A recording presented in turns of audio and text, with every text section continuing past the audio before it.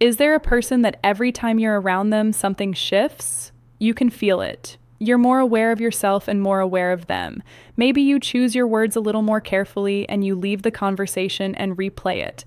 And then comes the question that lives rentree in your head. Do they feel this too, or am I imagining it?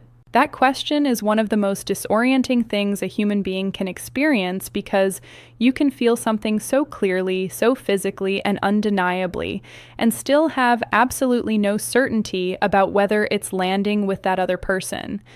And this is where so many missed opportunities have happened. I know because I've heard this from my old coaching clients a lot. They say, looking back, I can see it now so clearly. And here's what makes it worse. Most of the advice out there tells you to look for one sign, one green light, and you go looking for it, and you either convince yourself it's there when it isn't, or you miss the real signals entirely because no one ever told you what they actually look like.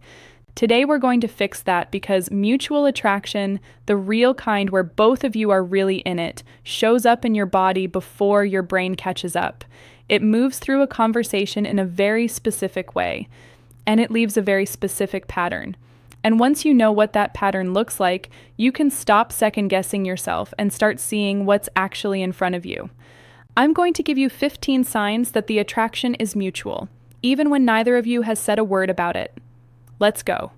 Before we get into the signs, there's something that I want to say because if you skip this part, then none of the 15 will make sense. Mutual attraction is not one signal. It's a pattern. It's a cluster of behaviors that shows up consistently from both people across multiple moments. You're not looking for proof in a single glance or a single text. You're looking for a rhythm that goes in both directions because one-sided attraction can mimic almost anything in isolation. A warm laugh, a long look, an enthusiastic reply. Those things can come from politeness or from good social skills and from someone who's simply a good, kind person. What those things cannot mimic, what politeness and social skill cannot produce, is a self-sustaining directional pattern of behavior that neither person is consciously controlling. That is what mutual attraction looks like, and that is what you're learning to read today. Sign 1. Both of you keep finding reasons not to leave. The conversation should have ended 10 minutes ago. You've both got somewhere to be. You both know it, but neither of you is the one to end it. Someone says something, the other one responds. A new thread opens, and somehow you're still standing there, still talking, still finding one more thing to say. Pay attention who's initiating those extensions. If it's only you, if you're always the one finding the next thing to say to keep the conversation going, that's not mutual attraction. That's you carrying something alone. But when it's both of you, when you're both the one saying, oh, one more thing, when neither of you is making a move to leave, that is two nervous systems that do not want the connection to end. And your nervous system doesn't lie. Sign 2, the mirroring happens without either of you noticing. Their coffee cup goes down. Yours follows 30 seconds later. You shift in your seat and they shift too. You lean forward, they lean forward. You lower your voice, their voice drops to match it. This is called behavioral synchrony. And the research on this is pretty remarkable. Studies on nonverbal communication, including foundational work in embodied cognition, show that when two people feel a genuine pull towards each other, their bodies begin to physically mirror without any conscious decision to do so. The rhythm of their speech, their posture, their gestures, they all start to align, and you can't fake this. You can try to deliberately mirror someone, and it will probably look a little strange. When it's real, it's seamless. It's both people's nervous system responding to the same signal that I want to be in the same physical space as this person. When you see it happening in both directions, not one person following the other's lead, but both of you moving in sync. You're watching mutual attraction happen in real time. Sign 3, eye contact has a rhythm, not just the duration. Most people think the sign is long eye contact. It's not. Sustained, unbroken staring that reads as intensity, not attraction. What you're actually looking for is something more subtle, and it's far more revealing. When attraction is mutual, eye contact has a rhythm. They hold it, you hold it, one of you looks away and then comes back, and then the other one does the same thing. It's almost like a second conversation that's happening underneath the actual conversation. The neuroscience here is really clear. Eye contact triggers the release of oxytocin, which is the bonding hormone in both people at the same time. When attraction's mutual, both people are unconsciously seeking out more of that contact because their brains are rewarding them for it. They keep coming back. And here's the tell. In a one-sided dynamic, one person holds the gaze and the other person breaks it and doesn't return. The rhythm is missing because only one brain is seeking it. Mutual attraction has that rhythm. One-sided attraction has a gap. You'll feel the difference even before you can name it. Sign 4, they remember the things you said and they bring them back. So you mentioned something in passing, a detail, something small. And later in a different conversation, maybe even days later, they bring it back. Didn't you used to say you live near there? Or how did that thing go with your sister? This isn't just good manners. This is something else entirely. When we're drawn to another person, our brains encode what they say differently. We're not just processing their words, we're storing them, we're filing them, and we're holding on to them. Research in the psychology of intimacy, including Harry Reese's work on responsiveness, shows that the feeling of being genuinely seen, of someone remembering what you said and caring about the follow-up, is one of the most powerful drivers of real connection. But here's what makes it a sign of mutual attraction specifically. It has to go both ways. If they remember your details, but you can't recall much of what they've shared, or vice versa, that's an imbalance, not a match. Mutual attraction makes both people pay attention. Both people remember because both brains have assigned this person's importance. Sign 5, silences don't feel awkward. Silence between two people who aren't connected, it can be uncomfortable. You both know it and you both scramble to feel it. But something different happens when attraction is mutual. The silences, even the brief ones, they feel easy, companionable, like you don't need to be performing for each other every second. This is a sign of something real, and it matters more than most people realize. Comfortable silence requires a baseline level of safety between two people. It means that your nervous systems are not in a state of alert around each other. They're not bracing. So if you're both okay sitting in the quiet and neither of you are rushing to fill every gap with some noise, that's two people whose bodies are saying, I don't need to impress this person. I just want to be near them. And that feeling of ease underneath the attraction, that's not something that shows up in the early stages unless something is genuinely happening. Sign 6, they find small excuses to close the distance so they don't dramatically cross the room to stand next to you. It's much subtler than that. It might be something like they shift slightly closer when you're talking, or they lean in to hear something even when the room isn't that loud. It could be they hand you something directly instead of just putting it down. Maybe they're near you in a group when they could easily be somewhere else in the space. Proximity seeking is one of the most primal signs of attraction, and when it's mutual, both people are doing it without making much of a scene about it. You're both just gravitating. Neither of you announce that you're going to do it. You just keep ending up close to each other. Pay attention who's doing the gravitating. If you're always the one who ends up near them, if you're always the one closing the gap, that is one directional. But if you notice that they're near you, even when you weren't the one to close the distance, then that's intentional, even when it looks casual. Sign 7, teasing that has warmth to it. So, light teasing, the kind that makes you feel seen rather than targeted. It's a sign of two things, comfort and investment. You don't tease someone that you're indifferent to. You just don't bother. Teasing requires that you've paid enough attention to notice something playful about the other person. It's a form of intimacy disguised as humor. When attraction's mutual, the teasing flows in both directions, and it has a specific quality. It doesn't sting. It just makes you feel like the other person's been paying very close attention, and they're letting you know it, and they let you know in a way that keeps things light, and you find yourself doing it back. It's effortless, and you're not overthinking about where it'll land. It's just that easy, bidirectional warmth that is good chemistry. It's both of you signaling, I'm paying attention. I feel safe enough to play, and I want you to know that I see you. Sign 8. You both get slightly better versions of yourself. You're funnier when they're around, more articulate. You tell the story better. You laugh more openly, and when you watch them, you notice it in them too. They're brighter somehow, more present, more themselves, but just turned up a little. It's not coincidence, and it's not your imagination. Research on the psychology of attraction, including the work by Arthur Aaron on the concept of self-expansion, shows that when we're drawn to another person, we feel our sense of self expand in their presence. We feel more capable, more interesting, more alive. And when that's mutual, both people get this effect from each other simultaneously. You're both becoming slightly more of who you actually are because the other person's making it feel safe and worthwhile to show up that way. So if you notice that both of you seem to come alive around each other in a way that doesn't happen around every other conversation, that's data. That's your nervous system responding to each other. Sign 9, their body points at you even when they're talking to someone else. This is one of the most overlooked and one of the most reliable signs. You're in a group, you're talking to someone across from them, but their feet, their torso, and their shoulders, they're all turned towards you. It's not a dramatic move. It's not obvious, but you're in their physical orbit, even when the conversation isn't with you.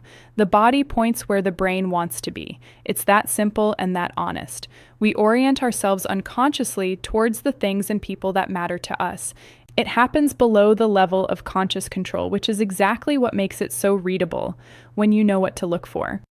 If their body consistently orients towards you, whether it's in a group, across a room, even mid-con conversation with someone else, that's not random. That's attraction leaving a breadcrumb trail for anyone paying close enough attention to follow it. Sign 10. There's something different about how they say your name. I know this sounds almost too subtle to be real. Just bear with me. When someone's genuinely attracted to you, the way they use your name changes. They use it more than they need to. They use it at the beginning of a sentence when they don't have to. And there's like a quality to it, a small, almost imperceptible pause before it and after it. Like your name has a weight in their mouth in a way that other names don't. Psychologically, using someone's name is a form of acknowledgement. It's saying you specifically, not just a person I'm talking to. And when attraction's mutual, both of you tend to reach for the other person's name more than the situation actually requires. You might not have consciously noticed this happening, but go back. Think about the last conversation. Did they use your name more than once when once probably would have been enough? And did you find yourself doing the same? When the answer is yes for both of you, that is not nothing. Sign 11. You both get slightly nervous at the same moments. Real mutual attraction produces what I describe as nervous calm. This is one of the most accurate signs you'll learn to read, so stay with me on this. When attraction is one-sided, the person who feels it is activated, but they're not settled. They're nervous, but they're not anchored. There's like an effortfulness to it, a slightly hollow, strained quality because they're generating all the energy themselves and nothing's coming back to steady them.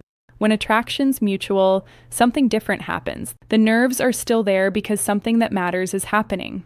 But underneath the nerves, there's a specific settling quality. So your breath is a little slower, your voice drops slightly, your shoulders come down, and the other person's presence is doing something to your nervous system. It's regulating it even as it's also activating it. A Berkeley researcher wrote about this extensively, how genuine emotional resonance between two people creates a physiological effect that feels simultaneously exciting and calming. And when both people have it, the conversation has this quality of ease and energy at the same time. It doesn't feel like work. It doesn't feel effortful. It feels like being inside something that's just carrying itself. When you're both slightly nervous, both somehow at ease simultaneously, it's not a contradiction. That's mutual attraction. Sign 12. The follow-up comes without prompting. You talked 2 days ago. There was no hanging thread, no question left unanswered, and yet a message. There's a voice note or an article they thought you'd find interesting or a reference to something that you mentioned in passing. It's sent to you with no clear reason except that they thought of you. Unprompted contact is one of the cleanest signals there is because it requires something that is very hard to manufacture. Genuine motivation. You don't reach out for no reason to someone that you're feeling indifferent to. You do it because they stayed in your head because your brain has filed them under important, and now it's looking for reasons to reconnect. But here's the key. It has to be reciprocal.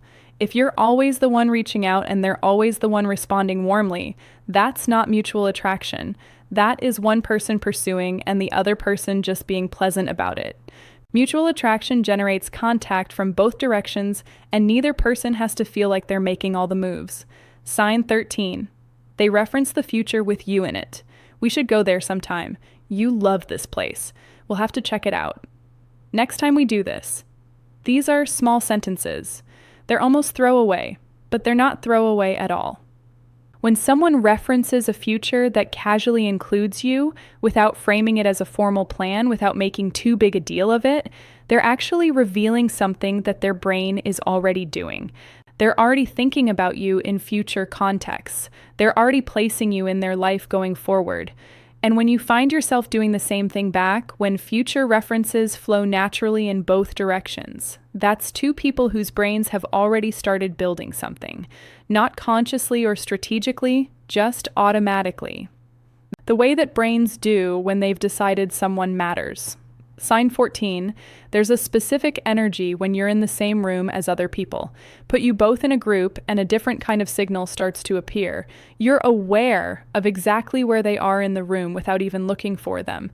You find each other's eyes across the space during something funny and you share it. In a group conversation, something that they say gets more of your attention than what anyone else is saying. And you can see if you look that they register it when you respond to it. This is called relational attunement. It's a heightened awareness of the other person that operates like a background channel running underneath everything else. When it's mutual, you're both running it and neither of you decided to. It just happens. And here's what makes this one particularly revealing. It's very hard to fake it in a group setting. You can perform attraction one-on-one, but in a group, the background channel is really hard to control because you're also managing other conversations, other people, and other demands. The signals that come through in a group setting are the ones that your nervous system is producing automatically, and they're some of the most honest signals that you'll ever read. Sign 15, something shifts right before you part ways. The goodbye is longer than it should be. There's a moment right at the end where something in the energy just changes. It gets slightly more intentional. The conversation slows down just before it ends. Someone says something and there's a beat where both of you hold it just for a second before you actually leave. This is the most instinctual of all the signs, and it's also one of the hardest ones to fake. It comes from the part of the human nervous system that doesn't want to lose connection with someone that it's bonded to. Your brain doesn't want this to end, and if theirs doesn't either, you'll feel it in the quality of their goodbye. Even if nothing dramatic is said, even if the words themselves are completely ordinary, both of you linger. Both of you turn back. Both of you take maybe just a little bit longer than the situation requires because your nervous systems are doing what they do when they found something real and they don't want to let it go yet. So, here's what I want you to do with all of this. Stop looking for one big sign. Stop replaying single moments hoping to extract certainty from just one of them. One long look doesn't mean anything on its own. One warm text doesn't mean anything on its own. And one lingering goodbye doesn't mean anything on its own. What means something is the pattern. All of these signs, or most of them, showing up consistently from both directions across multiple conversations and multiple contexts. That is what mutual attraction looks like. That is the fingerprint that it leaves. And then once you've looked at the pattern, trust what you feel in your body more than what you're trying to convince yourself of in your head. Because your nervous system already knows the nervous calm that I described, that specific mix of excitement and ease in your body has already registered that before your brain caught up. And the opposite of that is also true. That slightly effortful, slightly hollow feeling you're getting when you're generating all of the energy yourself, your body knows that too. You've just been trained to doubt it. Attraction is not a mystery. It's a biological process that leaves tracks in your body, in theirs, and in the space between you. And the best part is neither of you has to say a word before you already know it. I hope you found this helpful. If you did, please like and follow because that helps me to create more videos like this. And if you want to go deeper, I do offer a course specifically for men who want to become calm, confident, and naturally magnetic. I've included a link in the description below. And for the ladies, the course for developing your magnetic feminine energy launches next.